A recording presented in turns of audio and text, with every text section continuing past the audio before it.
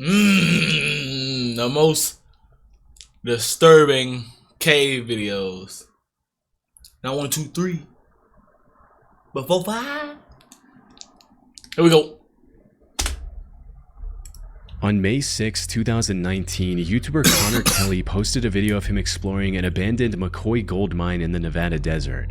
However, what was supposed to be nothing more than a fun adventure with his family quickly turned into a disturbing experience, one that would likely stay with the group for the rest of their lives.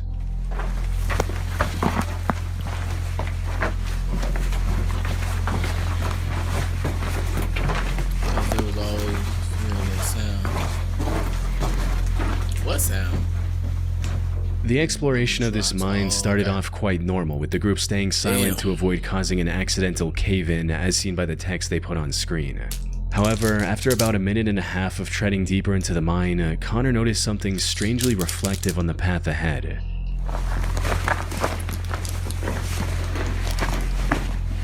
So, do you see that reflection? We're trying to...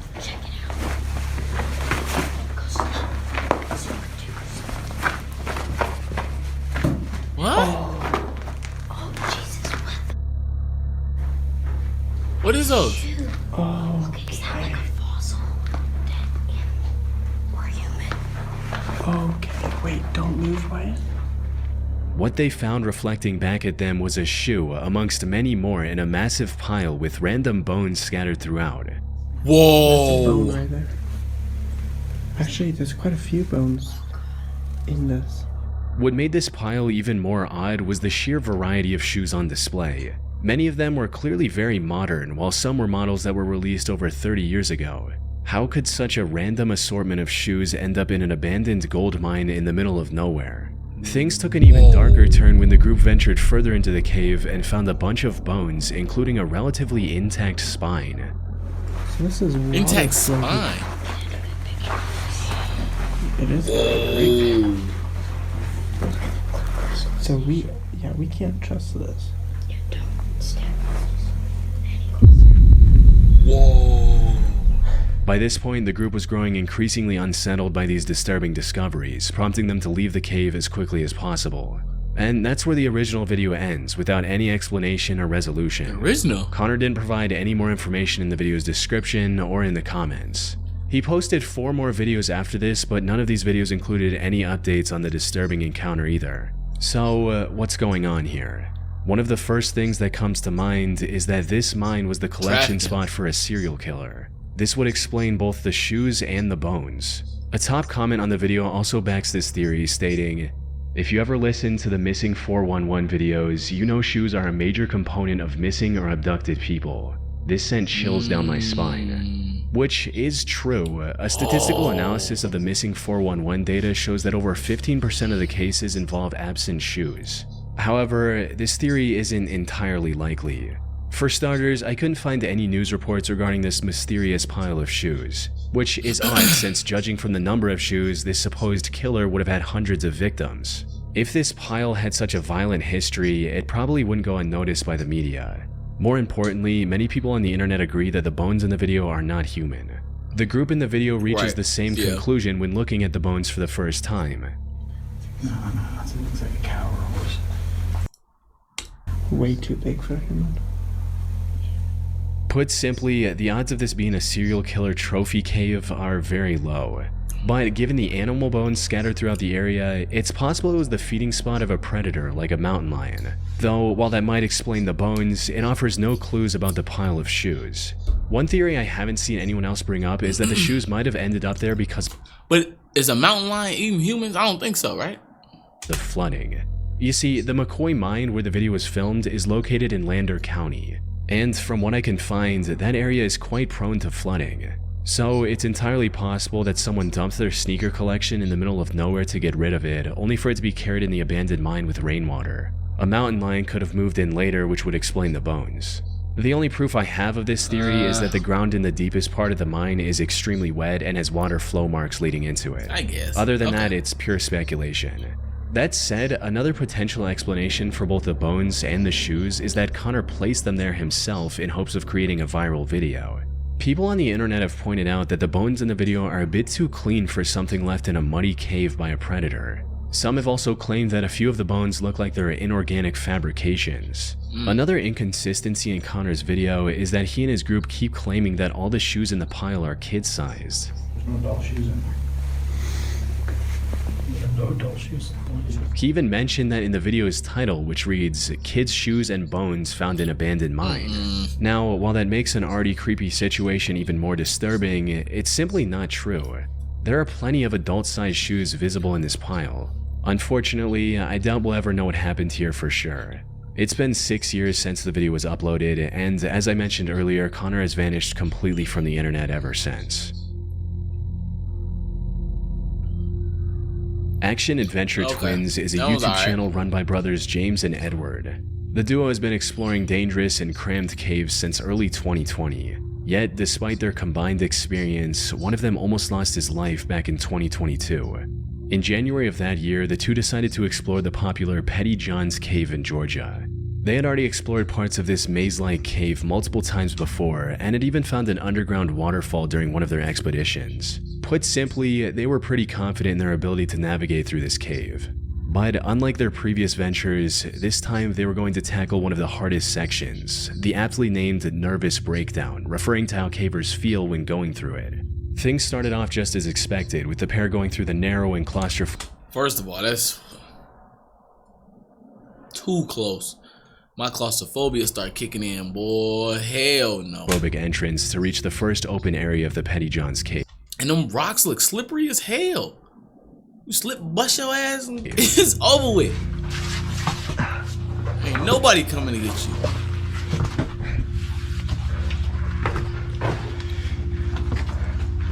Whoa, entrance room.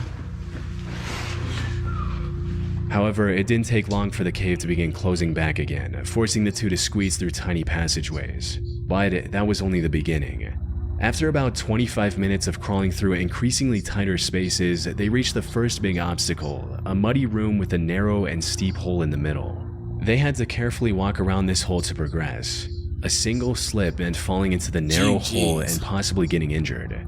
And given the lack of safe footing around the hole, it would have been near impossible for the other person to pull them out. Right? After successfully navigating around this obstacle, they finally arrived at the entrance to Nervous Breakdown. Unfortunately for them, things weren't looking good. The area surrounding this entrance had collapsed some time ago, making it very difficult to figure out the path ahead. After looking around for a bit, Edward eventually found the real entrance and was excited to go in. He genuinely couldn't wait to find out what was down there and began his descent, leaving his brother behind in case something bad happened. What he didn't realize was that this was about to be one of the worst decisions he'd ever make. Because after descending for a few minutes, Edward called for his brother only to be met with complete silence. Uh-oh. I found a rope. What?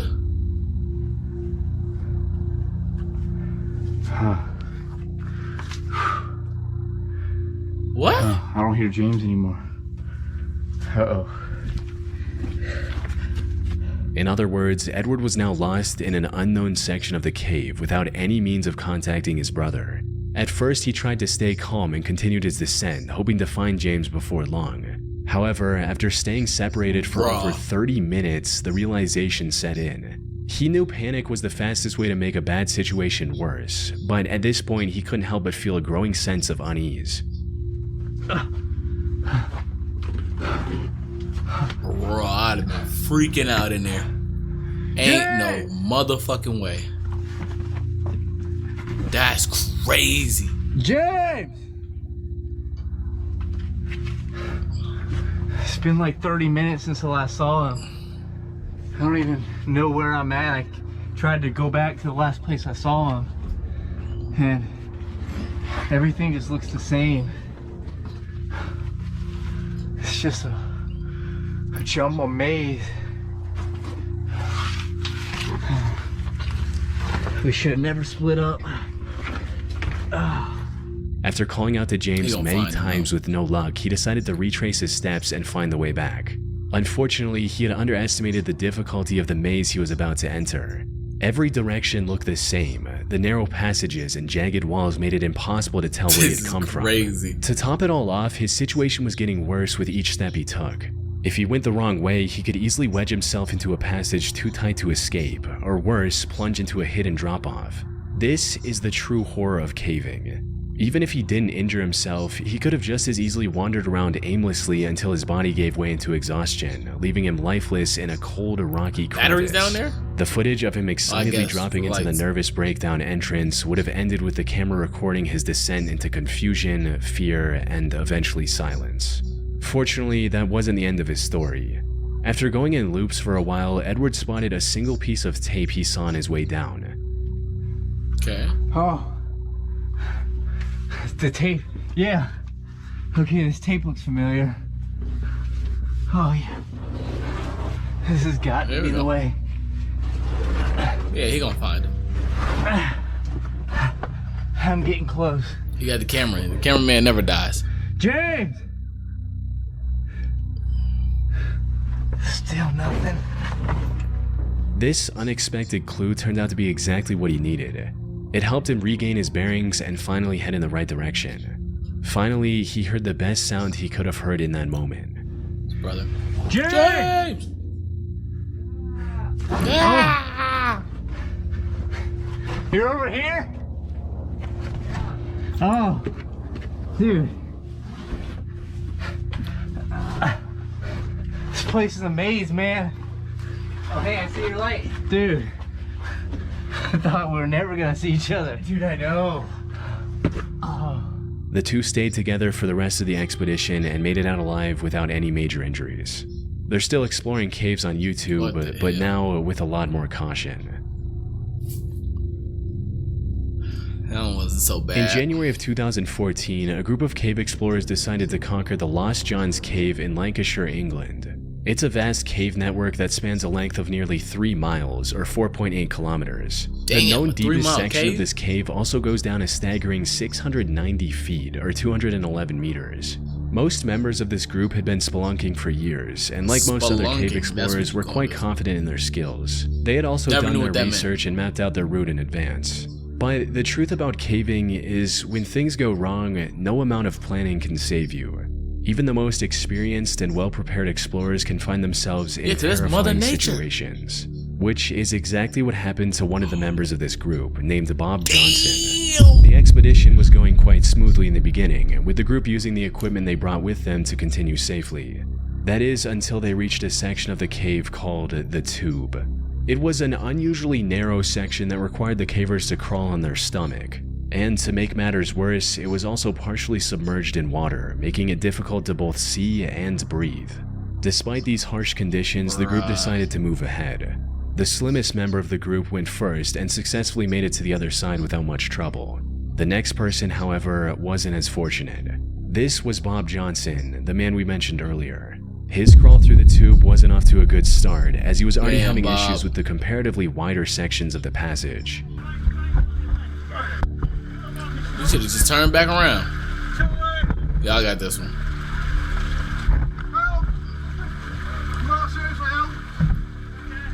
He then somehow managed to reach the tightest part of this treacherous section, but that's where his luck ran out. What's he stuck? Oh! Oh, GG's. You gotta pull him out.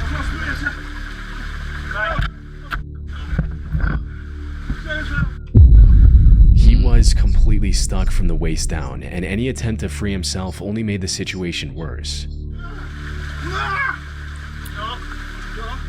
Now, being stuck in a narrow cave like this is extremely stressful on its own. The walls close in on you, and every movement feels like it's pushing you further into the tight space.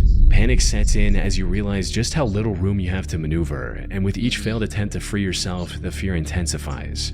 But as if the confined space wasn't enough to make his heart race, Bob now had to contend with something far more terrifying: the rapidly flowing water. Water makes any caving venture 10 times worse. In a dry cave, even if you're stuck, you still have time to think and plan your escape. But when water starts to rise, the situation shifts from bad to life-threatening. The feeling of water creeping up around you in an already claustrophobic space is a nightmare on its own. The real danger with water, however, is that you have mere minutes before drowning becomes a very real possibility. Bob knew this possibility all too well. He gave his all to free himself, Unfortunately, the water was quickly filling up his suit, making it even more difficult to squeeze through. But when the situation seemed hopeless, one of the members had an idea that ended up saving Bob's life. Instead of pushing forward, the members behind him tried pulling him back, and it worked. Yeah, it looks like. I get it. Pull it. Bob was finally free, though his troubles weren't over. He later revealed in a comment that him and the two members who pulled him back had crawled for another 3 hours to get out of the cave from a different exit. This incident also left him traumatized to the point where he can't even watch this video without becoming anxious. From what I can find, he scaled back on caving and picked up a much safer hobby in cycling, and now appears to be doing just fine. Yeah, On the 7th of September 2024, the Action Adventure Twins YouTube channel posted a video exploring a mysterious cave someone found on their property. This is the same channel we talked about earlier, where the two brothers got separated and almost lost their lives in the maze-like cave. They've learned their lesson since and approached this one with far more caution. But with an entrance as life-threatening as this one, even the best precautions could have proven to not be enough. Alright, so the guy dropped us off halfway up the hill, and he doesn't know anybody who's been down this thing, but we were at the cave. He says he threw a rope down it with a rock and it was 200 feet deep before it stopped. So we got this stick here. We're gonna see if our rope reaches.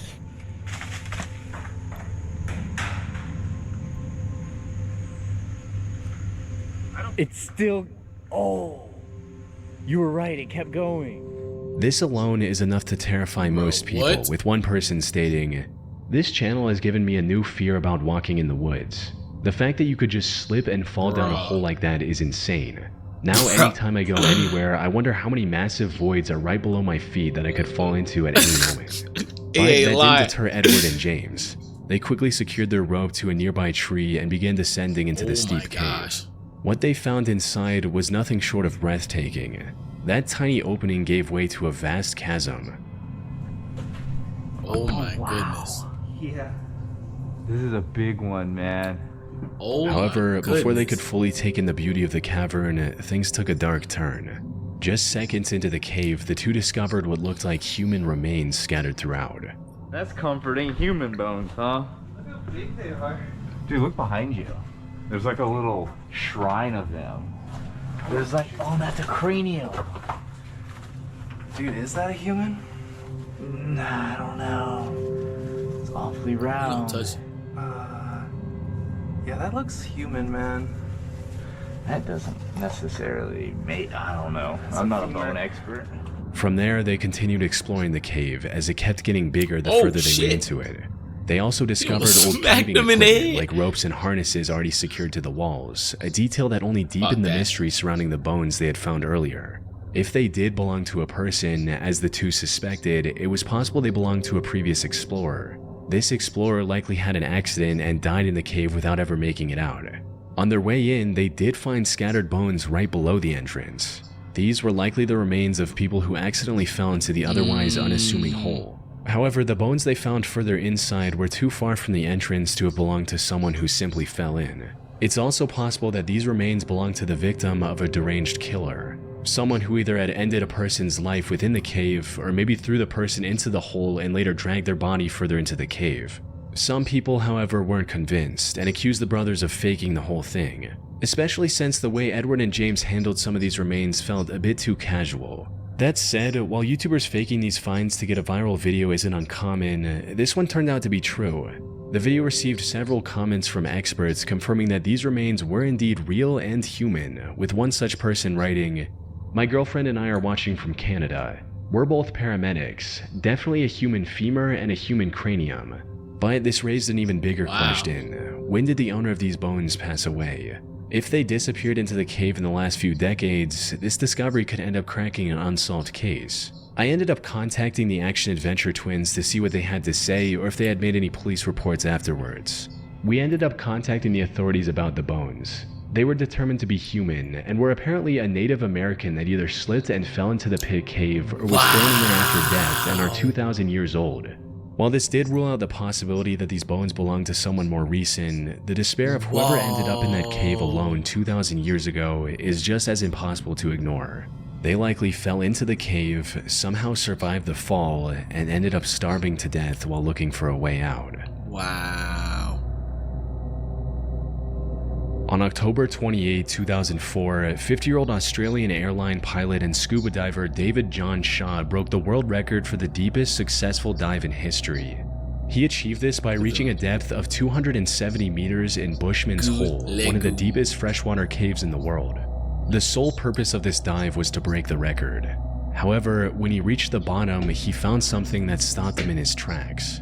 He found the body of Dion Dreyer, a 20-year-old scuba diver who died in that cave 10 years ago. Since humans start sinking after a certain depth, Dion's body never floated back to the surface. Given the extreme difficulty and danger of diving this deep, any plans to retrieve his body were also cancelled at the time of his death. However, a plaque in his name was installed near the diving point of Bushman's Hole, which is how Dave knew what he was looking at. After staring at the body in shock for a few seconds, Dave immediately got closer and tried to retrieve Dion. Unfortunately, after a decade in the water, his tanks were firmly stuck in the mud. More importantly, Dave had already spent too much time at that depth. Staying any longer would have been fatal. So he decided to tie a line to Dion's body and return to the surface with the newfound information. Wasn't very steep. And when I saw the body over to my left, I thought, oh, that's the end of going deep. So just tied my line to it. And by then I was, well, we won't discuss that. So I just left my line. The news of Dion's body being discovered spread quickly, eventually culminating in Dave talking to his parents and promising to retrieve it. After a couple months of preparation, the next dive was scheduled for January 8th, 2005. Unfortunately, Dave's heroic attempt to bring closure to Dion's parents ended in a catastrophe far worse than anyone could have imagined. Cave diving, aka underwater cave exploration, is far more dangerous than regular spelunking. The divers have to manage their oxygen levels at all times, avoid often sharp rock formations, and explore the cave system in a far darker environment because even the brightest flashlights aren't as effective underwater, all while making sure they don't get lost.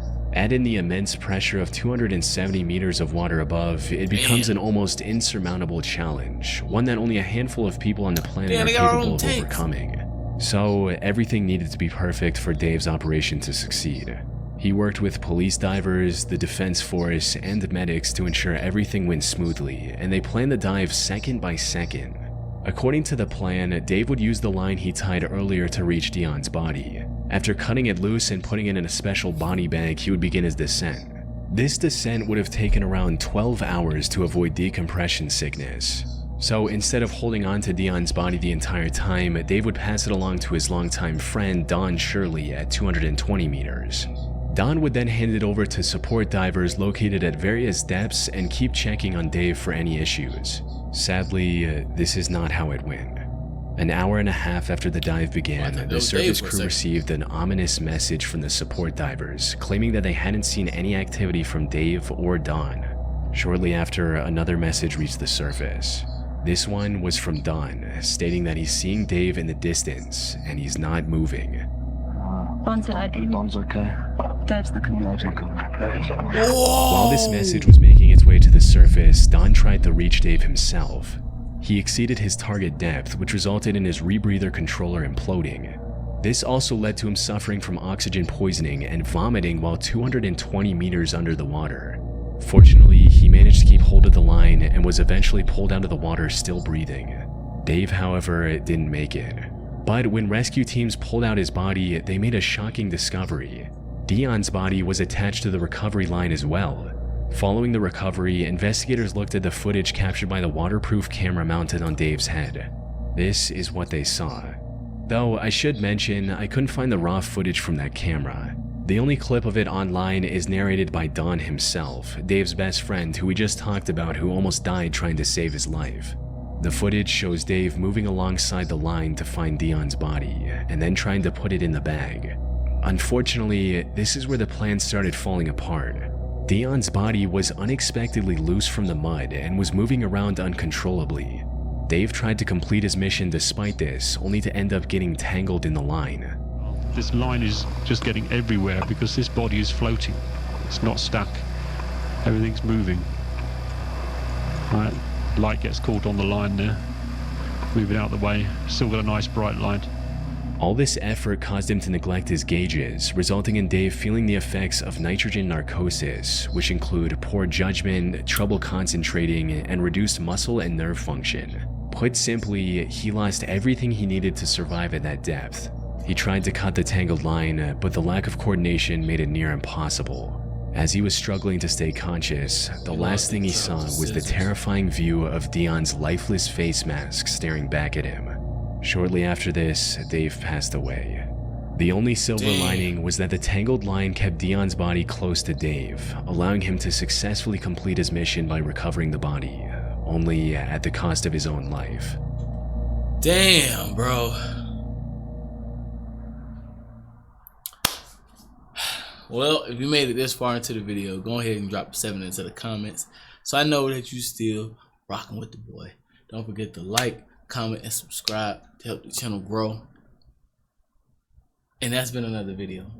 And if you like that one, you'll probably like this one up here or this one down here. So go ahead and click on them, and I'll see you in the next video.